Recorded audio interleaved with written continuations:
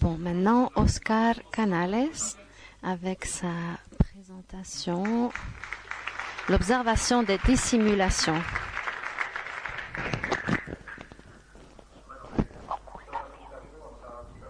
Bon, on va un peu expliquer ce que c'est que cette histoire des occultations ou dissimulations. C'est ce que je fais depuis enfant, presque, oui, plutôt adolescent. J'ai découvert ce que c'était que les occultations. Et comme vous pouvez le voir sur l'image, je pense que ça s'explique, mais c'est un corps du système solaire qui passe devant notre système, notre objet, notre corps, comme un éclipse solaire ou lunaire. Et moi, je travaille beaucoup avec les occultations par astéroïdes. Pourquoi est-ce qu'on observe les occultations? Eh bien, parce que les astéroïdes, comme le nom le dit, ont un aspect d'étoile stellaire. Et en paramètre physique, c'est différent. C'est difficile de voir ce que c'est qu'un astéroïde. Mais avec, si on dit des astéroïdes qui passent devant les étoiles, qui sont plus brillants et qui les cachent, qui les dissimulent. À droite, nous avons une observation à grand succès. C'est une occultation d'Antiope. Ce que vous voyez en blanc, c'est vraiment le corps qui a été masqué par l'étoile. Et donc, on voit la forme de cet astéroïde double. Et comment on l'a fait? On l'a fait en prenant les temps, chaque observateur, là où il était, dans son point géographique, son emplacement, il a enregistré un temps différent où l'étoile disparaissait et puis elle réapparaissait. Et en unifiant toutes les données de tous les observateurs, on a ça, qui est quand même spectaculaire. C'est spectaculaire parce qu'on voit la mécanique céleste en mouvement. On voit qu'une étoile approche l'astéroïde et la masque. Elle disparaît. Et puis elle réapparaît. Donc on parle des choses qui se passent en secondes et qui se produisent à partir d'un endroit concret, à 1 kilomètre de distance. On n'apprécie peut-être pas ce phénomène, donc c'est des phénomènes uniques. Que faut-il avoir pour observer les occultations? Basiquement un télescope, une source de temps, d'enregistrement de temps fiable, connaître notre position géographique, connaître les occultations possibles de l'endroit où nous sommes devant notre site d'observation et puis analyser les données et de les soumettre au centre de enregistrement et les mettre en commun avec d'autres observateurs. Parce que quand j'ai démarré, on ferait des observations purement visuelles. Tous les ans, il y avait des prédictions. Pour chaque continent, à peu près 90 ou 100 prédictions, avec une marge d'erreur énorme. Donc, elle disait, bon, il y a une possible occultation qui passera par ici, par Espagne. Mais la frange d'erreur englobait tout l'hémisphère de la Terre, pratiquement. Donc, vraiment, c'était une question de chance et presque de hasard d'arriver à voir l'occultation avec ces données. Mais bon, à l'époque, alors, on se mettait là, on observait une petite étoile pendant 20, 30 minutes en regardant fixement tout le temps, sans même pas fermer les yeux un instant. Et on était là avec la radio et on essayait de les capter. Et dès qu'on pouvait, c'était magnifique. Parce que même si on prédisait ces phénomènes, c'était franchement difficile de les voir. Et puis les erreurs humaines. Une personne qui est là à moins 4 degrés avec les yeux grands ouverts pendant 30 minutes, c'était très compliqué. Nous réagissons tous différemment, etc. Et quand même, on obtenait des résultats assez cohérents si on mettait les données en commun avec d'autres observateurs. Nous avons ici des exemples d'occultation obtenus vers la fin des 1990, des années 90. Après, tout a beaucoup amélioré, les prédictions étaient plus ajustées. En haut à gauche, c'est la prédiction que nous voyons dans la petite carte en couleur. On voyait la bande prévue pour l'occultation. Et nous avons... alors, voyons si je trouve ça.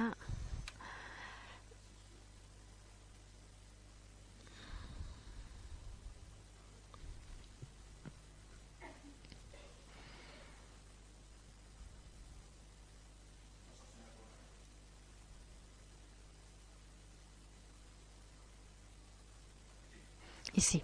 Voilà, ici. Ici, nous avions la prédiction. Les points rouges sont des observateurs qui n'ont pas vu l'occultation et les verts, ceux qui l'ont vu. Donc, on le représente de manière géographique pour chaque endroit, selon les temps. Et ainsi, on reproduit le profil de l'astéroïde, est ici dans ce cas. Et à droite, nous avons une autre occultation. Notre astéroïde grand qui a traversé l'Europe. Et on a pu reconstruire sa forme. Mais c'était tout visuel, hein. Il n'y avait pas de caméra ou de système d'enregistrement à part ça. Mais tout s'est amélioré. En début de siècle, on a vu les premières caméras sensibles. En plus, elles avaient un système d'insertion du temps avec le photogramme vidéo, donc les erreurs systématiques de chaque observateur, le temps de réaction, etc. N'étaient plus là, parce que tout était parfaitement comparable. Et on a commencé à voir de choses comme, par exemple, des instruments sensibles pour enregistrer le temps, etc. Un exemple réel. Ici, vous voyez une occultation. Il faut voir la petite étoile en haut à gauche. On va le faire marcher. Et voici le résultat que nous avons eu en bas, à droite. C'est le temps, heure, minute, seconde et les millésimes de début et fin de chaque photogramme de vidéo. Voilà. Vous allez voir la vidéo.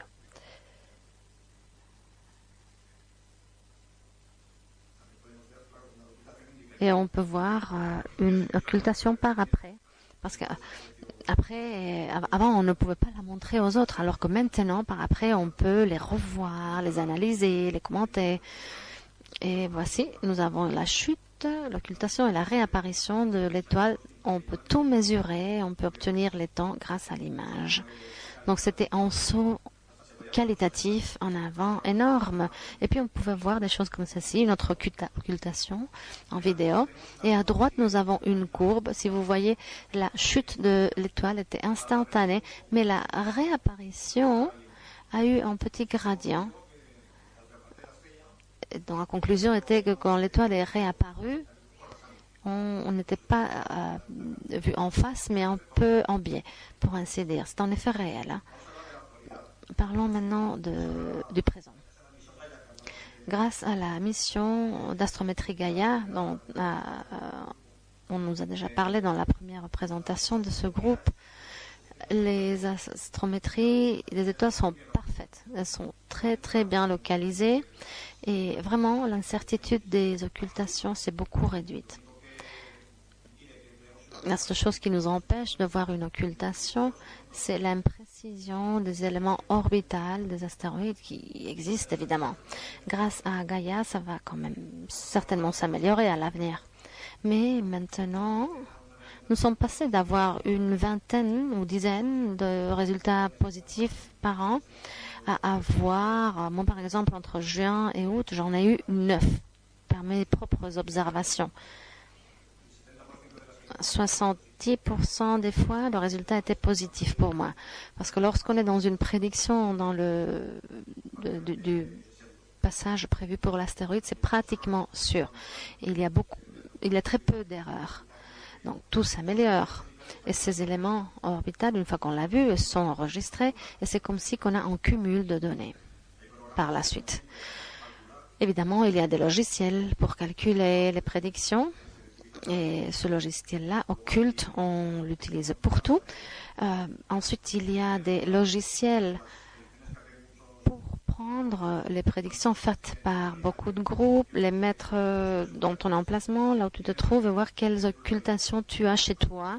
Donc, ça filtre ce que tu veux voir depuis chez toi. Je veux par exemple seulement des étoiles brillantes ou celles qui durent tant de temps. Il faut filtrer parce qu'il y a tant d'occultation qu'il faut quand même choisir un peu. Ensuite, il y a la version web OW Cloud qui filtre tous les possibles phénomènes. Et la coordination est très importante. Et les logiciels de réduction d'observation d'occultation,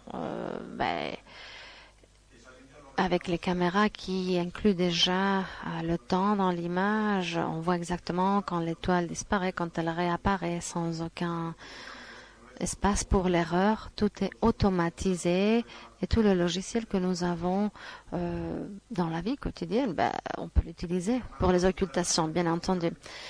Voici la caméra la plus moderne pour les occultations. Ce que vous voyez sur l'écran, les images ont le temps exact sur elles.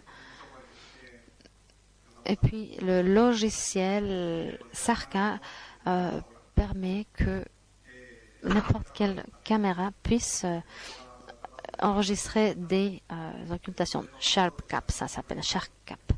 Donc si c'est bien synchronisé sur Windows ou le synchronisant avec le GPS, les occultations captées avec ce type de caméra sont très bonnes. Je pense qu'ici dans la salle, vous avez il y a des gens qui ont des caméras pour planétaire, on peut faire des occultations avec. Comme les observations sont très qualitatives maintenant et très exactes, il y a une augmentation d'observations positives. Une grande augmentation, hein. Il y a des centaines par an, vraiment, grâce par exemple à Gaia. Et la collaboration ProAm. Il y a des participants ici de l'année dernière. On a observé des occultations pour certaines missions. Il faut en tenir compte. C'est une vraie collaboration. Hein. On nous demande, s'il vous plaît, aidez-nous, que va-t-il passer? Parce qu'il faut des observateurs. Que se passera-t-il avec cette occultation? Pour cette mission, on a besoin de telles données. Il nous faut des gens qui observent quand même. Donc ça arrive. Et voici les résultats que nous avons eus de la mission Lucie. Et voilà, on voit, elle est disparue pendant une seconde, elle est réapparue. Nous avons ici une vidéo, regardez-la. Cette petite étoile est très très faible. Nous avons un grand télescope qu'on peut utiliser. Et cet objet se trouve à 45 unités astronomiques. Et c'est au-delà du système solaire et on voit les occultations de corps qui sont si loin que ça. C'est magnifique.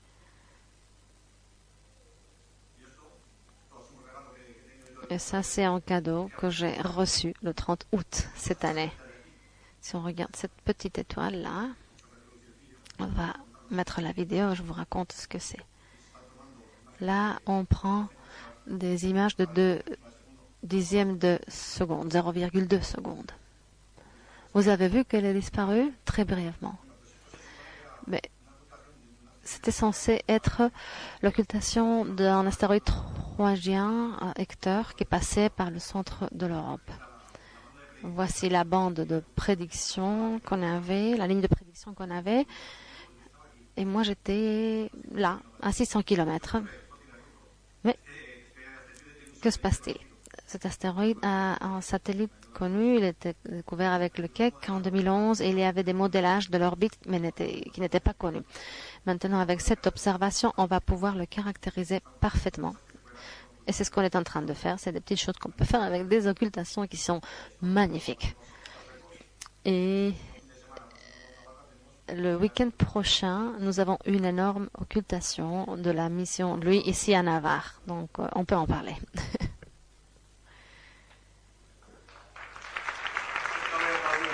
Et je suis désolée si j'ai parlé vite.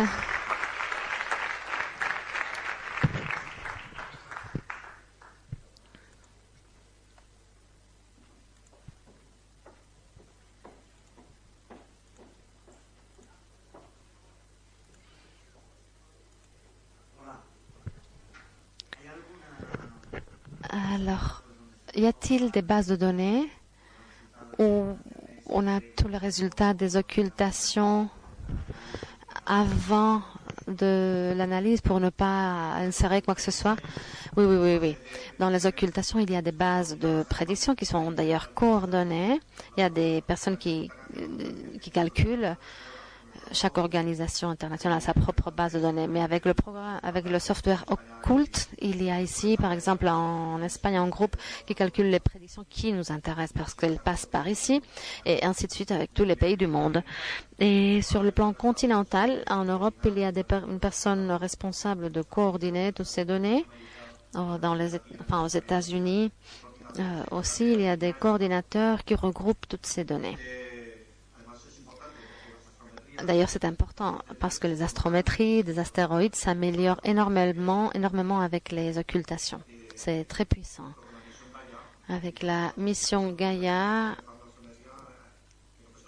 l'astrométrie est en train d'améliorer et d'une manière incroyable.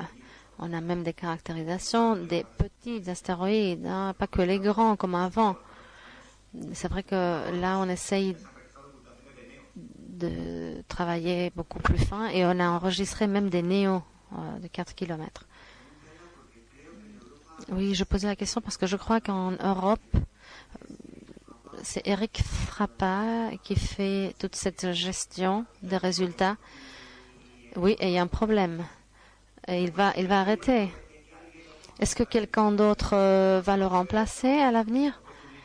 Ouais, parce que lui, il a dit que ça suffit et qu'il va arrêter. Mais c'est vrai que c'est un problème.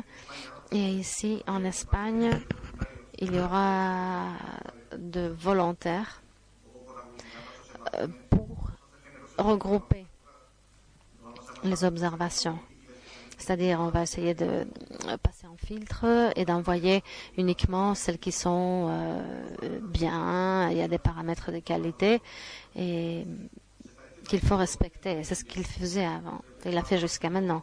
Et il faudra le faire à niveau européen et à niveau, j'espère, mondial. Là, il faudra le faire parce que aux États-Unis, ils utilisent un système pour l'enregistrement. Notre utilise une autre. Frappa, il utilisait le sien. Et on essaye de l'unifier. C'est vrai que c'est un sujet très important dont on parle maintenant. Et oui, il faut qu'il y ait quand même des niveaux de qualité qu'il faut unifier, des niveaux minimums pour ne pas envoyer n'importe quoi. D'autres questions?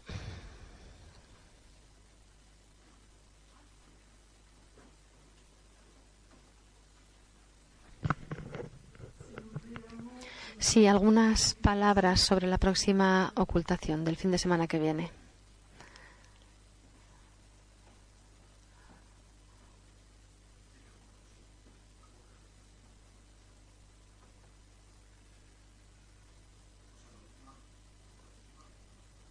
On va voir la dernière diapo.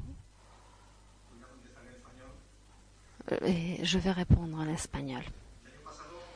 Alors, la mission Lucie l'année dernière est arrivée ici avec un déploiement de télescope pour voir un décor que va occulter le satellite lancé.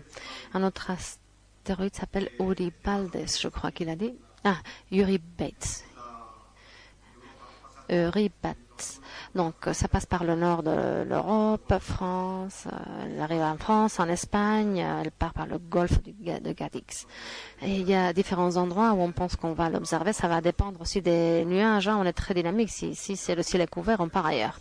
Mais c'est vrai qu'ici, ça passe par toute la Navarre, une partie d'Aragon. Et c'est assez épuré, cette prédiction, et ça ne va pas se déplacer. C'est une étoile très brillante, la plus brillante de toutes les occultations de corps d'intérêt pour la mission Lucie. On a demandé de l'observation au monde entier, même si on est loin, parce qu'il se peut qu'on trouve des satellites ou des choses inconnues. Alors, si c'est dégagé, même que pour le faire en visuel, sans tenir compte des temps, c'est spectaculaire de le voir. Ça vaut la peine. Moi, j'ai fait ça et c'est vrai que maintenant, on l'enregistre et on le montre comme j'ai fait avec vous. Mais c'est vrai qu'ils ont demandé une collaboration sérieuse parce qu'ils vont venir ici avec une équipe un équipement très portable mais très puissant. C'est dimanche prochain à 4 heures du matin. c'est un astéroïde intermédiaire, mais c'est vrai que ça peut être très intéressant à voir.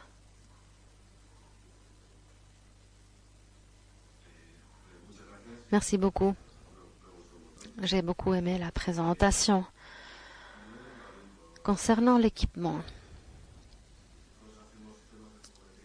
nous travaillons sur photométrie et les caméras que nous utilisons sont relativement lentes. Alors j'imagine que... Enfin, je me pose la question d'ailleurs.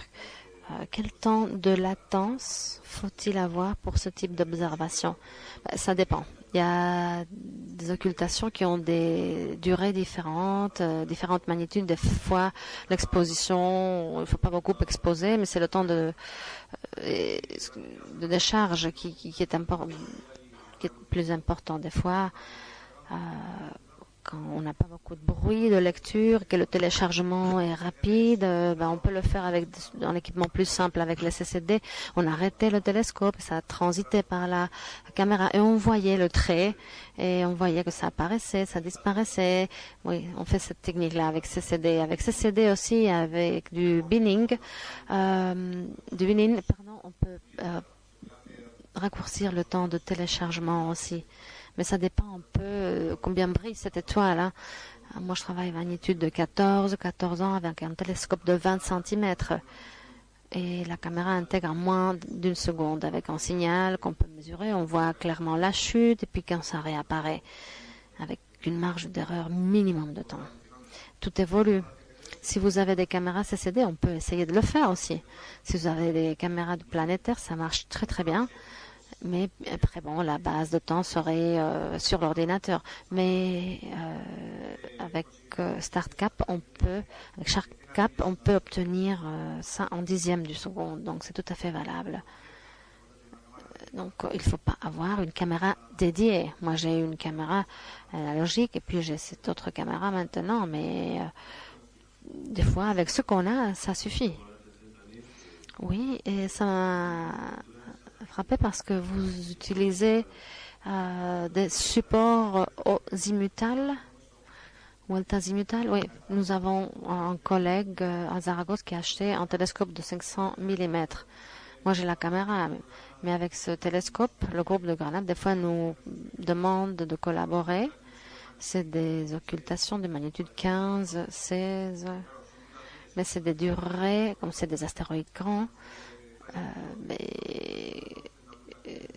ça, 500 km, c'est peut-être 20 secondes. Donc là, si tu prends 4 photogrammes où il est disparu, c'est mesurable et avec différents observateurs sur une ligne large, c'est vraiment du pétrole, c'est de l'or.